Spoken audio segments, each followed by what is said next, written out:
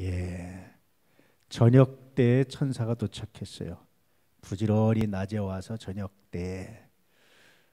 사실은 천사가 왜 소돔성에 왔습니까? 얼마나 타락했는지 하나님께 들렸던 모든 것을 직접 확인하려고. 물론 하나님 다 아세요. 다 아심에도 불구하고 이렇게 하는 건 뭐죠? 심판을 정말 하나님이 신중하게 행하시는 거예요. 이것들을 의미하고 나타내는 겁니다. 그래서 저녁 때 왔는데, 저녁 때라는 의미는 뭐죠? 본격적으로 타락 문화가 시작되는 때, 그때예요. 저녁 때, 밤 문화. 나는 우리나라 문화 중에 참 마음에 안 드는 문화가 밤 문화예요. 이 밤 문화 좀 없었으면 좋겠어요. 스위스에 갔더니요, 야, 정말 제가 놀라운 걸 발견했는데, 제네바에서 칼빈이라는 사람이 500년 전에 제네바를 성시화하려고 종교개혁을 하면서 했거든요. 그 정신이 아직도 남아있어요. 그래서 밤 문화가 정말 우리하고는 달라요. 물론 미국에 가서도 그걸 느꼈고 유럽에서도 많이 느꼈지만, 나는 우리나라에 밤 문화 좀 없으면 좋겠어요. 이 휘황찬란한 밤 문화, 이런 거 참 마음이 아파요. 밤 문화를 볼 때마다 정말 마음이 아파요. 어쨌든 저녁 때 이제 본격적으로 밤 문화가 시작되는 때에, 그런 때입니다. 그때 롯이 마침 어디에 있었습니까? 성문에 앉아 있다가, 이 성문에 앉아 있는 것이 물론 이 당시 남자들이 제일 많이 왕래하고 행사하고 때때로 재판도 열리고 하는 곳이 성문입니다. 잠언서 31장에 보면 루무엘의 어머니가 너 이런 여자를 만나야 된다라고 말하면서 사실은 며느리감에 대해서 말하는 거예요. 현숙한 여인. 굉장히 어떤 분들이 현숙한 여인을 좋아하는데, 물론 그대로 되면 좋습니다. 그런데 그건 시어머니가 바라는 며느리상입니다. 만약에 장모가 바라는 사위상을 썼으면 어떻게 썼을까요? 아마 현숙한 남자 그래서 또 전혀 반대일 겁니다.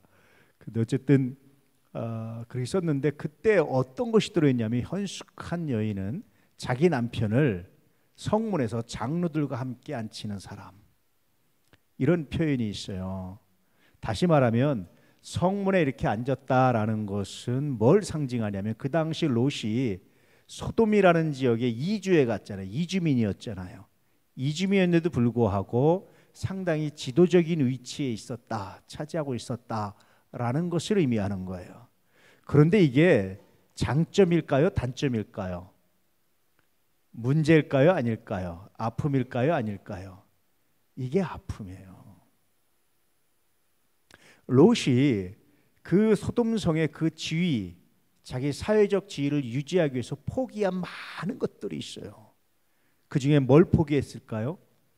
신앙을 포기한 겁니다. 그 아픔이 이제 소돔성에 고스란히 전달되고, 그 가족들의 아픔으로 고스란히 남게 되고, 나중에 딸들의 그런 타락으로 고스란히 남게 되고, 문제가 심각해지는 거예요. 정말 슬프고 정말 마음이 아픈 일들이 일어나기 시작하는 겁니다. 자, 이런 관점을 가지고 보겠습니다. 그때 천사가 들어오니까 롯이 어떻게 합니까? 보고 일어나 영접하고 땅에 엎드려 절하고. 이거 보면 롯은 그래도 뭐가 열린 거죠? 영안이 열렸던 거예요. 천사를 알아보고 영접할 정도로 롯은 영안이 열린 사람이었습니다. 그런데 문제는 뭐죠? 그 땅 가운데 자기의 지위, 자기의 위치, 이런 걸 유지하기 위해서 자기 자신 하나 간신히 신앙을 유지하고 나머지는 다 신앙대로 살지 못했던 거예요. 다시 말하면 온 가족을 데리고, 예를 들면 예배를 드린다든지 거룩하게 하나님께 예배 드린다든지 이런 일들을 하지 않았던 거예요. 그저 자기 하나 신앙 겨우 지켰던, 다시 말하면 그 신앙을 공개적으로 지킨 것이 아니라 뭐하죠? 숨어서 지켰던 것 같습니다. 아무래도 정말 슬픈 일이죠. 그 결과가 소돔성의 멸망입니다. 가족의 멸망이기도 하고. 여러분들 말씀드리지만 신앙은 타협이 없어요. 신앙은 예 아니면 아니오지, 신앙은 글쎄요가 없어요. 중간지대가 없습니다. 이게 정말 슬픔입니다. 롯의 슬픔입니다. 자, 2절 말씀. 이르되 내 주여 돌이켜 종의 집으로 들어와 발을 씻고 주무시고 일찍이 일어나 갈 길을 가소서. 그들이 이르되 아니라 우리가 거리에서 밤을 새우리라. 롯이 청중하게 자기 집으로 요청하니까 천사가 갈 거 없다, 우리가 거리에 있을 거다라는 얘기가 뭡니까? 본래 온 목적이잖아요. 그 밤문화가 시작되는 그 광경을 다시 확인하려고 하는 그런 목적이었습니다. 그때 3절 말씀, 롯이 간청함에 그제서야 돌이켜 그 집으로 들어오는지라 롯이 그들을 위하여 식탁을 베풀고 무교병을 구우니 그들이 먹으니라. 여기서 재밌는 게 무교병이에요. 무교병은 뭐죠? 누룩 없는 떡, 제일 맛없는 떡입니다. 그냥 밀가루 그냥 이렇게 붙인 거예요. 맛없어요. 빵처럼 맛있게 부풀린 게 아닙니다. 근데 왜 이 천사한테 아주 좋은 정말 최고 최상의 대접을 했던 아브라함처럼 하지 않고 왜 무교병을 구워 대접했을까요? 왜 그랬을까? 왜 그랬을까요? 물론 성서에 정확하게 그 이유가 나와 있지는 않아요. 근데 분명히 아브라함과 손님을 대접하는 것이 차원이 달랐어요. 아브라함은 송아지를 잡고 고운 가루 세스와를 가져다가 아주 떡을 맛있게 만들고 충분히 대접을 하는데 롯은 알아보고 경배하고 접대는 하지만 좀 다른 것 같아요. 무교병이라는 게 물론 이제 어떤 거냐면 아마 발효된 떡이 없었던 것 같아요. 미리 준비하지 못했던 것 같아요. 그래서 급하게 떡을 굽다 보니까 누룩 없이 떡을 군 겁니다. 사실은 그만큼 어떤 의미에서 롯은 준비되어 있지 않았던 거예요. 그런 롯의 삶이 여기에 적나라하게 드러나 있습니다. 4절 말씀, 그들이 눕기 전에 그 성 사람 곧 소돔 백성들이 노소를 막론하고 원근에서 다 모여 그 집을 에워싸고. 소돔에서 소문이 났어요. 야, 정말 미남자들이 왔다. 정말 잘생긴 남자들이 왔다. 아름다운 남자들이 왔다. 이런 소문이 났던 것 같습니다. 그렇죠? 남자가 봐도 참 잘생기고 멋있는 남자들이 있어요. 간혹 보면 연예인 중에 뭐 우리 장동건 같은 사람들 보면 야, 남자가 봐도 잘생겼어요. 장동건은 예를 들면 그래요. 근데 이 소돔성이 이 잘생긴 남자들한테 왜 이렇게 온 성이 반응을 했을까요? 여기에 이제 소돔성의 죄가 근본적으로 드러나는 게 있습니다. 그래서 그 집을 다 에워쌌는데 노소를 막론하고, 노인이나 젊은이를 막론하고라는 것은 노소를 막론하지 않고 다 뭐 했던 거죠? 반문화인데 어떤 반문화에 깊이 다 사로잡혀 있었다라고 말하고 있는 거예요. 자, 5절 말씀, 롯을 부르고 그에게 이르되 오늘 밤에 내게 온 사람들이 어디 있느냐 이끌어내라. 우리가 그들을 상관하리라. 여기서 재밌는 단어가 이 상관이라는 단어예요. 여기 미성년자가 있나요? 미성년자가 있네. 상관이라는 단어는 성적인 겁니다. 동성애를 말해요. 그래서 여러분 남자 동성애를 영어로 뭐라고 그러죠? 단어가 뭐 영국 발음으로 소도미라고 그러고 영어 미국식 발음은 사도미 이러잖아요. 사도미 그러는데 이게 소돔에서 나온 거예요. 남자 동성애라는 뜻이. 그래서 소도미라고 말합니다. 혹은 사도미 이렇게 말하는데 여기 소돔에서 나왔는데 이 상관하리라는 것이 일종의 동성애 하는데 이 사도미라는 뜻이 아주 굉장히 지저분해요. 학문 선교 뭐 이런 뜻도 있고요. 굉장히 지저분한 건데 어쨌든 우리가 그들을 상관하리라라고 말하면서 그렇게 이제 동성애적인 관점을 가지고 봐요. 히브리어 원어에도요. 원어에도 깊이 경험해서 아는데 어근을 야다라는 어근을 쓰는데 야다는 부부의 사랑을 이제 부부의 관계를 말해요. 물론 안다라는 뜻도 있어요. 아는데 어떻게 아느냐? 서로 부부가 아는 것만큼 안다. 이제 이런 의미에서 이제 야다라는 표현을 써요. 굉장히 참 문제죠. 그래서 그 사람들이 남녀노소를 막론하고 다 그 미남자들한테 끌려서 롯의 가정을 롯의 집을 다 에워쌌던 이유는 뭡니까? 이제 반문화가 시작되는데 동성애 대상으로 끌어내려고 했던 거예요. 정말 슬픈 겁니다. 물론 어떤 학자는 이게 꼭 동성애라는 건 없다 이렇게 말하는데 사실은 여러 가지 배경으로 보면 동성애가 맞다라고 봐요. 오늘날 우리가 동성애를 허용하자 이런 법이 많이 나오잖아요. 그런데 성서에 보면은요, 이 동성애가 이렇게 만연하게 될 때는 꼭 종말적 사건이 일어나요. 로마가 망할 때도요, 이 타락이 있었습니다. 한 나라가 망하고 한 시대가 망할 때는 대부분 동성애가 횡행을 하게 되는 이런 일들이 일어나요. 그래서 지금 이제 전 세계적으로 동성애가 횡행하는데 정말 말세다라는 생각이 들고요. 여러분 정말 정신 차리고 기도하시고 하지 않으면 심각한 문제가 생겨요. 요즘 드라마에서도 많이 나오고 마치 이것이 인권 문제, 소수 인권의 문제로 나오기도 하고 굉장히 인권으로 둔갑을 했는데요. 사실은 성소 여러분 굉장히 문제입니다. 근데 단순히 성소에서 하나님이 안 된다고 해서 문제가 아니라 실제 삶을 굉장히 많이 파괴하는 악이지요. 그래서 이런 요구를 합니다. 그때 롯이 이렇게 대답하죠. 6절에 시작. 롯이 문 밖에 무리에게로 나가서 뒤로 문을 닫고 7절 이르되 청하노니 내 형제들아 일어나글 행하지 말라. 이건 아무래도 롯이 성문에 앉을 정도로 그 당시에 이주민으로서 그 사회에 정착하기 위해서 롯이 얼마나 노력을 많이 했겠어요.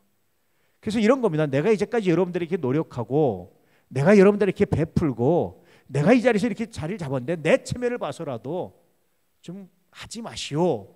이렇게 말하고 있는 거예요. 여러분 같으면 어떻게 말하겠어요? 내 체면 좀 봐줘. 이렇게 말하겠어요? 어떻게 말하겠어요? 여러분 이때는 하나님 말씀이 선포돼야 되는 거예요. 인간적으로 체면 봐줘라고 말하는 것이 아니라 하나님 말씀이 선포돼야 되는 겁니다. 할렐루야. 롯은 여기서 또 실패하기 시작해요. 다시 말하면 롯은 이주민으로서 소돔성에 이렇게 정착하기 위해서 많은 것들을 버리는데 뭘 버리느냐면 신앙의 가치를 버려요. 그리고 겨우 본인 하나 숨어서 보이지 않게 신앙을 간직하고 있던 겁니다. 만약에 롯이 정말 이런 것에서 경건한 삶을 살고요, 철저하게 그가 경건한 삶을 살았다면 아마 사람들이 이렇게까지 못했을 수도 있어요. 어쨌든 이런 슬픈 결과를 맞이합니다. 8절 말씀 다 같이 내게 남자를 가까이 하지 아니한 두 딸이 있노라. 청하건대 내가 그들을 너에게로 이끌어 내리니 너희 눈에 좋을 대로 그들에게 행하고 이 사람들은 내 집에 들어왔은즉 이 사람들에게는 아무 일도 저지르지 말라. 롯이 굉장히 의로운 것 같죠. 그런데 여러분 딸의 입장에서 이것이 얼마나 상처겠어요. 나중에 딸들이 롯을 취하게 하고 후손을 만들자라고 말한 것도 사실 이런 롯의 행태를 보면 충분히 나타났죠. 이때도 롯은 딸을 내주는, 물론 그 당시 부권, 아버지의 권한은요 자녀들의 생사의 특권을 가지고 있었어요.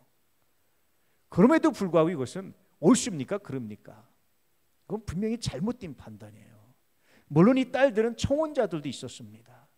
그러면 딸들을 내버리면 딸들의 상처는 둘째치고 청혼자들도 상처를 받죠. 굉장히 많은 상처를 받는데 이걸 통해서 우리는 뭘 볼 수 있습니까? 롯이 소돔이라는 성에서 이주에 가서 거주해서 정착하기까지 그가 무엇을 희생했는지, 그가 어떻게 살았는지를 우리가 알 수 있죠. 그가 성문에 앉은 것이 어떤 대가를 치른 건지를 알 수 있어요. 세상에서 성공하고 세상에서 잘 되기 위해서 우리가 신앙적 가치를 버리고 다 포기했을 때 여러분 롯의 결말을 맞이할 수밖에 없어요. 나는 혼자 겨우 신앙을 지킬지 모르지만 자녀들과 모두가 다 파괴될 수 있습니다. 만약에 롯이 제대로 신앙을 지켰다면, 그래서 의인 10명만 만들었다면 소돔은 망하지 않았어요. 세상과 여러분 타협하는 게 세상을 위한 게 아닙니다. 불의한 친구들과 타협하는 게 친구를 위한 게 아닙니다. 그래서 바울은 그렇게 고륙진척에게 욕을 먹으면서 나는 복음을 전한다라고 말하는 게 뭡니까? 결국은 고륙진척을 구원하기 위해서, 그들 중에 얼마라도 구원받게 하기 위해서라고 말하고 있는 거예요. 이게 예수님 말씀하신 팔복 중에 하나입니다. 의를 위해서 핍박을 받는 자, 박해를 받는 자는 복이 있다라고 말씀하시는 겁니다. 할렐루야. 롯은 이것을 포기한 거예요. 그가 성문에 앉아서 소돔성에서 행색케나 하는 그런 사람으로 대우받았지만 사실은 소돔 사람들에게 롯은 어떤 존재입니까? 정말 깊이 존경받는 영향력 있는 사람이 아니었단 말이에요. 그런데 그 껍질, 그거 포기할 수 없어서 롯이 신앙을 포기하고 신앙을 양보하고 신앙을 버렸던 거예요. 이때도 사실은 기도하고 하나님께 매달려야 되는 이 순간에 롯은 어떻게 합니까? 지극히 인간적으로 딸들을 내놓으려고 하는, 롯이 의로운 것 같지만 이건 정말 롯의 불의입니다. 그렇잖아요. 이 딸들이 얼마나 상처받았겠어요. 나중에 딸들의 문제가 결국 롯에게서 연루됐다라는 생각이 들지 않으십니까? 뒤에 가면 나옵니다. 자, 9절 말씀. 그들이 이르되 너는 물러나라. 또 이르되 이자가 들어와서 거류하면서 우리의 법관이 되려 하는도다. 잠깐 여기까지요. 자, 롯이 이제 이만큼 법관이라고 말이 들을 정도로 소돔성에서 자리 잡고 위치를 가졌단 말이에요. 이주민으로서. 그런데 소돔 사람들이 진짜로 존경했습니까? 존경하지 않았어요. 너 언제부터 우리 법관인데, 네가 언제부터 이렇게 잘난 척인데, 네가 언제부터 이렇게 옳았는데, 우리가 그들을 상관하려고 하는데 너 언제부터 네가 원칙을 지켰는데, 너 정말 그랬어? 이렇게 말하는 거예요. 우리가 신앙을 포기하고요, 어느 순간 신앙을 지키려면 그러는 겁니다. 주일을 성수하지 않는 사람이 어느 날 갑자기 나 주일 성수해야 돼 그러면 뭐라고 그럽니까? 네가 언제부터 그랬는데. 평소에 전혀 신앙적인 삶을 모습을 보이지 않는 사람이 술자리에서 나는 술 안 먹어 난 그리스도니까 라고 말하면 뭐라고 그러죠? 네가 언제부터 그랬는데. 그렇다고 여러분 그런 말 안 듣기 위해서 같이 어울리면 다 망하는 거예요. 그 책임이 누구한테 있습니까? 소돔이 망한 책임이 사실은 소돔 사람들에게 1차적으로 있지만 두 번째는 누구한테 있어요? 롯에게 있단 말이에요. 결국 하나님께서 롯이 물론 소돔을 선택했지만 하나님께서 그 길을 허락하신 이유는 비로소 롯의 사명이 나타나는데 왜 허락하신 겁니까? 소돔을 살리기 위해서. 최소한 롯과 롯 가족만 신앙을 지켜도 소돔이 살아요. 소돔을 살리고 회개할 길을 주기 위해서 하나님의 롯을 소돔길로 인도하시고 들어가게 하셨다는 생각 안 드세요? 그것이 단순히 롯의 선택이라고 생각하십니까? 그렇잖아요. 하나님의 사명을 받은 거예요. 롯은 철저하게 이 사명을 외면한 겁니다. 여러분들을 직장으로 삶의 현장으로 안 믿는 친구들 만나게 하신 이유가 뭔지 아세요? 신앙의 가치를 다 버리고 그들과 세상적인 문화를 즐기라고 하는 게 아닙니다. 그랬을 때 여러분 하나는 시간을 지켜서 구원받을지 모르지만 친구들이 다 망하고 다 무너지는 거예요. 신앙의 가치를 지켜낼 수 있기를 축복합니다. 할렐루야. 그럴 때 욕하는 것 같죠, 비난하는 것 같지만 그 친구들이 나중에 돌아온다니까요. 제가 어떤 승려한테 그런 말을 들었어요. 우리 장로님이 대통령이었을 때인데 그 장로님이 기독교에 대해서 좀 부정적인 얘기를 했어요. 그랬더니 승려가 나는 그 사람 안 믿는다. 왜 안 믿으세요? 아니 자기 종교도 비난하는 사람이, 비판하는 사람이 무슨 우리 불교에 대해서 우호적이겠느냐? 안 믿는다 그러는 거예요. 기독교를 옹호하는 발언을 하면 또 뭐 하겠습니까? 기독교 종교 편향적이라고 그러죠. 근데 종교 편향적이라고 욕은 할지언정 말은 믿어줘요. 근데 나는 안 그래, 나는 객관적이야 라고 말하면서 비판하면요 같이 호응을 하는데 그 사람의 인격을 안 믿어주더라니까요. 결국 임기 말에 정말 슬프게 끝났는데요. 여러분 신앙의 가치를 외면하면, 신앙의 가치를 외면하고 적절히 어울리면 주변 사람들 다 망하게 하는 거예요. 여러분 때문에. 하나님이 그 사람들을 만나게 하신 이유는 여러분 통해서 구원받게 하시려고 만나게 하신 건데 여러분이 적절히 타협하면 만나는 사람들 다 망하게 하는 겁니다. 하나님이 여러분을 통해서 그 사람들의 선교사로 보내셨는데 그 역할을 감당하자면 다 망하는 거예요. 나 때문에. 심각하게 생각해 보시고 돌아보셔야 되는 거예요. 롯을 통해서. 그래서 예수 믿는 사람들은 날마다 직장에 갈 때마다 삶의 현장에서 만날 때마다 선교사로서의 자의식을 갖지 않으면 직업 소명론이라고 합니다. 거룩한 성직으로서의 자의식을 갖지 않으면 무너지게 돼 있고 나 때문에 다 망할 수 있다라는 정말 처절한 생각을 하고 사셔야 됩니다. 하나님의 롯을 소돔에 보낸 이유, 저는 분명히 소돔을 구원하시기 위한 하나님의 계획이었다고 확신합니다. 전체 성경을 통해서 66권 전체를 통해서 이 한 구절을 비춰보면, 롯의 장면을 비춰보면 확실합니다. 롯은 그 사명을 못했어요. 최소한 자기 가족들만 복음화 시켜서 자기 가족들만 하나님의 은혜 가운데 있게 했어도 소돔이 망하지 않았다라는 거예요. 그건 그 백성들이 회개할 기회가 있었다라는 거예요. 그 자리에서 자리 잡고 인정받는 것보다 신앙의 가치를 지키는 것이 더 중요하다라는 것이 롯의 삶을 통해서 적나라하게 드러나고 있는 겁니다. 자, 10절 말씀. 그 사람들이 손을 내밀어 롯을 집으로 끌어들이고 문을 닫고, 전혀 롯이 소돔성에서 영향력 없었어요. 롯이 가지고 있던 영향은 그저 껍데기에 불과했습니다. 그 껍데기 부여잡고 그것이 자기 영향력이라고. 어떤 정치인이, 우리나라 아주 대표적인 정치인이었던 분이 정계를 은퇴하면서 뭐라고 그랬죠? 정치는 허업이다, 쓸데없는 일이다, 헛된 일이다, 헛된 꿈이다, 그러고 물러났어요. 근데 그렇게 정치한다고 그냥 뭐 하나 얻는다고 이렇게 하는 거 보면 참 정치가 좋긴 좋은가 봐요. 사람들이 뭔가 힘 있는 것처럼 느껴지나 봐요. 근데 여러분, 한순간에 날아가잖아요. 국민들이 마음 돌리니까 한순간에 날아가 버리잖아요. 그렇잖아요. 뭔가 가진 것처럼, 내가 뭔가 얻은 것처럼 하는데 그것이 한순간에 물거품처럼 없어지잖아요. 롯이 그렇잖아요. 소돔에서 이주민으로서 인정받고 성공한 것처럼 보이고 성문에 앉아서 행색기나 한 것 같은데 중요한 순간에 전혀 영향력을 행사하지 못하는 롯, 슬프잖아요. 롯의 인생이. 근데 어떤 사람은요, 전혀 영향력 없는 것 같은데 중요한 순간에 영향력을 발휘하는 사람들이 있어요. 어떤 사람들이게요?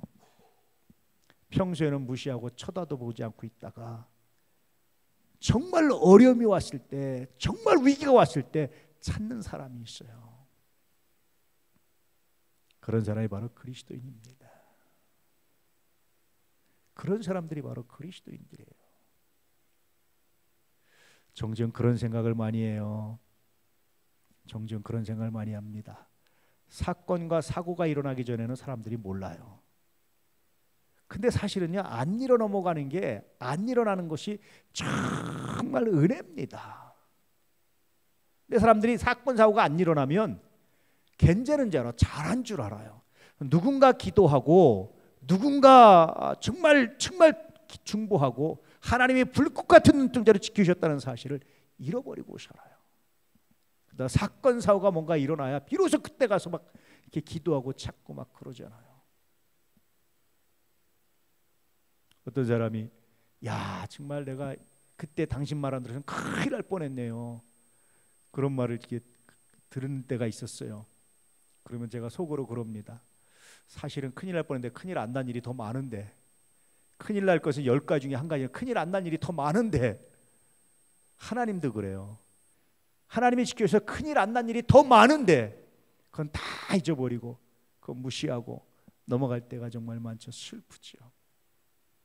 롯, 그렇게 타협하고 영향력을 가진 것 같지만 결국 그의 영향력은 물거품이었다라는 것이 처절하게 드러난 장면이 이 장면입니다. 아무 영향력을 발휘 못해요. 그때 천사들이 롯을, 손을 내밀어 롯을 집으로 끌어들이고 문을 닫아요. 결국 롯을 구원해 주는 것은 소돔 사람들이 아니라 하나님이었고 천사들이었다라는 거예요. 롯이 의지해야 될 사람은, 의지해야 될 분은 하나님이지 소돔 사람들이 아니었다라는 것을 보여주고 있어요.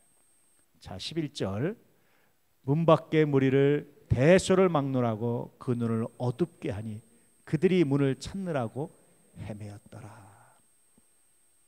어서 많이 본 장면 같죠? 모세가 애굽 백성들이 이끌고 홍해 앞에 왔는데 애굽 군대가 막 쫓아오죠. 그때 하나님 어떻게 하시죠? 예, 앞이 안 보이게 어둡게, 구름으로, 안개로, 어두움으로. 그때도 그랬어요. 그래서 그들 눈을 어둡게 하니까 문을 찾고 어디야 문이 어디야 문이 막 헤매고 있는 거예요. 이렇게 하나님이 보호하십니다. 결국 우리의 생명이, 우리의 삶이 하나님께 있다라는 것을 밝히고 표현해주고 있어요. 이 말씀을 통해서 우리가 얻어야 될 교훈이 뭡니까, 여러분? 신앙의 가치를 훼손하고 얻는 모든 성공은 물거품에 불과하다. 신앙의 가치를 얻고도 훼손하고도 얻을 만한 건 아무것도 없다라는 것을 말씀해주고 있는 거예요. 결국 하나님이 롯을 소돔으로 보낸 것이 그 백성을 구원하기 위한 계획이었듯이 우리를 누군가 만나게 했다라는 것은 그를 구원하기 위한 하나님의 계획이었다라는 거예요. 저는 교회에서 서로 만나는 것도 마찬가지라고 봐요. 우리가 서로 만나서 이렇게 교제하는 것은 이유가 뭘까? 그에게 신앙이 성장할 수 있도록, 그가 좀 더 신앙 안에 거할 수 있도록 섬기라고 서로에게 하나님께서 그런 역할을 부여하지 않으셨을까? 단점은 좀 덮어주고, 그래서 보이지 않는 손이 되고, 장점은 좀 세워주고, 서로 그렇게 세워가라고 하나님 주신 사명이 있지 않을까? 그 사명을 감당 못했을 때 얼마나 슬픈 일들이 일어나는지 저는 홈커밍 데이를 준비하면서 다시 한번 뼈저리게 새롭게 이렇게 생각하고 묵상하게 됐습니다. 오늘 롯을 생각하면서 여러분의 신앙은 어떤 역할을 하고 있습니까? 최소한 여러분이 절대적으로 영향력을 행사할 수 있는 사람들만이라도, 심지어 자기 딸 백성한테 준다고 말할 정도로 딸의 생사의 특권을 가지고 있던 사람이 딸들에게 복음 하나, 하나님 말씀 하나 심어주지 못했더니 이 어리석은 롯, 그런 것처럼 정말 내가 말씀을 가르치고 세워줘야 되는, 정말 내가 꼭 필요하게 나는 요 사람만이라도 세워야 되는 그런 사람들을 세우지 못해서 무너지고 넘어지고, 그것 때문에 많은 사람들이 소돔이 망했던 것처럼 무너지게 하는 일들을 하지 말아야 되겠다 하는 생각을 다시 롯을 통해서 하게 됐죠. 하나님이 우리를 세상에 보내시니요, 소돔은 세상을 상징합니다. 세상에 보내신 이유가 뭔지를 다시 한번 생각하게 됐죠. 나 혼자 겨우 신앙 지키는 것이 아니라 신앙의 가치를 가지고 타협하지 말고 살라고. 그래서 좀 박해받고 고난받을 수 있지만 오히려 그것이 복이라고 말씀하시는 하나님의 음성을 들으시고 신앙의 가치를 지켜내시기를 축복합니다. 로마서는 이렇게 말씀하시죠. 너희는 이 세대를 본받지 말고 하나님의 기뻐하시고 온전하신 뜻이 무엇인지 분별해라. 너희 몸을 거룩한 무엇으로? 산제물로 하나님께 드려라. 그렇게 말씀하시죠. 오늘 우리를 하나님께 드리고 우리의 삶을 드릴 수 있는 은혜가 있기를 주의 이름으로 축복합니다. 그럴 때 만약에 롯이 신앙을 지켰다면 소돔이 구원받는 것처럼 여러분의 그 신앙을 지키는 것이 많은 사람들을 구원하는 거룩한 역사가 있어요. 아마 제가 생각해 보기에 소돔이 망하지 않았다면, 롯이 잘 지켜서 망하지 않았다면 소돔 사람들은 알았을까요? 몰랐을까요? 이것을 아마 한 사람은 별로 없을 거예요. 그렇죠? 동일하게 저는 그렇게 생각해요. 우리가 오늘도 생명을 유지하고 살 수 있는 것 하나님의 은혜인데 이걸 아는 사람이 얼마나 될까? 어저께 제가 장례식 때문에 밤에 부안을 갔다 왔어요. 새벽에 도착했는데 오면서 그런 생각이 드는 거죠. 이상하게 출발할 때 좀 마음이 불안해요. 꼭 사고 날 것처럼. 그래서 하나님께 기도했어요. 하나님, 무사히 은혜 가운데 잘 다녀오게 해주세요. 기도하고 이제 갔다 오는데 오는 중에 그런 생각이 드는 거죠. 사고 안 나고 다닌 거 참 하나님의 은혜다. 오늘도 내 생명을 하나님께 맡깁니다. 찬송도 하고 기도도 하고 홈커밍 데이 때 어떤 설교를 해야 되는지 묵상도 하고 여러 가지를 하면서 오는데 한 가지 분명한 것은 내가 떠나기 전에 가졌던 불안한 마음이 사라지고 평안해진 것은 하나님의 은혜다. 오늘도 내가 하나님의 은혜로 다녀오는구나, 그런 생각이 들어요. 아니나 다를까 오는데 어떤 차가 이렇게 확 이렇게 하는 거죠. 보니까 또 졸음 운전하는 사람, 별 사람들이 다 있어요. 이렇게 옆에 보면 차 운전하다 보면요 적나라하게 알아요 그거를. 그래서 이렇게 가면서 하나님 감사합니다. 저런 차들에서 나를 지켜주셔서 감사합니다. 오늘 하나님의 은혜가 여러분과 함께했습니다. 할렐루야. 평생 여러분과 함께하고 있습니다. 이 신앙의 가치를 잃어버리지 말고, 이 감사를 잃어버리지 말고 날마다 이 감사로 하나님께 예배드리는 믿음의 사람들 되시기를 축복합니다. 그리고 무엇보다도 여러분의 영향력 안에 있는 사람, 여러분 책임지고 복음 전하고 예배 자리에 갖다 앉혀놓을 수 있는 믿음의 사람 되시기를 축복합니다. 주일 성수가 얼마나 가치가 있는지를 깨달아 알 수 있는 은혜가 있기를 진실로 축복합니다. 할렐루야.